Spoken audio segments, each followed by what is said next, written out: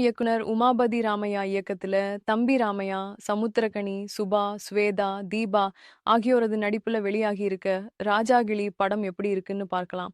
இந்த படத்தோட கதை என்னன்னா, மனநலம் பாதிக்கப்பட்டவர்களுக்கான ஒரு காப்பகம் நடத்திட்டு வராரு சமுத்திரக்கனி. ஒரு சமயம் மனநலம் பாதிக்கப்பட்ட நிலையில குப்பையில இருக்கிறத எடுத்து சாப்பிடும் தம்பி ராமையாவை பார்க்கிறாரு. அப்படியே அவரை அரவணைச்சு தன்னோட இல்லத்துக்கு அழைச்சிட்டு வந்து பராமரிக்கவும் செய்றாரு. அப்ப அவங்கிட்ட இருந்த ஒரு டைரிய எடுத்து படிக்கும்போது தான், அவரோட வாழ்க்கைய பத்தி முழுசா தெரிஞ்சுக்கிறாரு சமுத்திரக்கனி. அதாவது தம்பி ராமையா ஒரு காலத்துல செல்வந்தராகவும், தொழிலதிபராகவும் வாழ்ந்திருக்காருன்னு, அந்த டைரி மூலமா தெரியுது.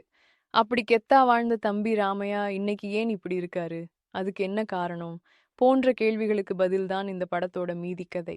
மனநலம் பாதிக்கப்பட்டவராவும், அதே நேரம் செல்வந்தராவும் நடிச்சு, பார்வையாளர்களின் மனதில் பதிகிறார் தம்பி ராமையா.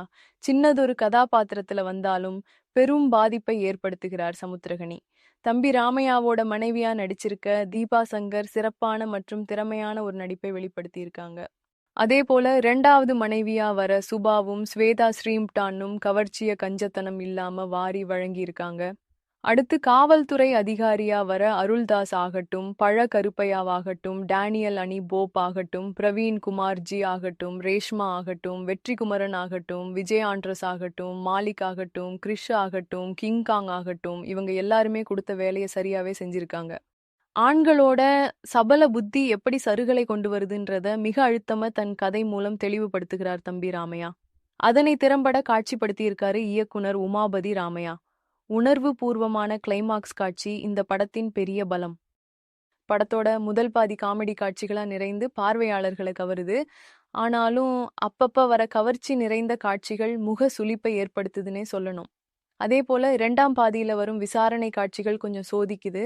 மத்தபடி பார்த்தா இசையமைப்பாளரா அறிமுகமாகும் தம்பி ராமையாவோட பாட்டும் கேட்கும்படியே இருக்கு.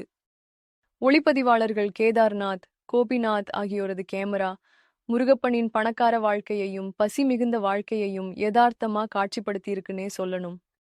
மொத்தத்துல இந்த படம் என்ன சொல்லுதுன்னா, ஒரு செல்வந்தரோட வாழ்க்கை, அவங்க வீட்டில் இருக்கவங்களுக்கு வர சந்தேகத்தால எப்படியெல்லாம் அவங்க வாழ்க்கை சீரழியுதுன்றத தெளிவுபடுத்தி காட்டுது.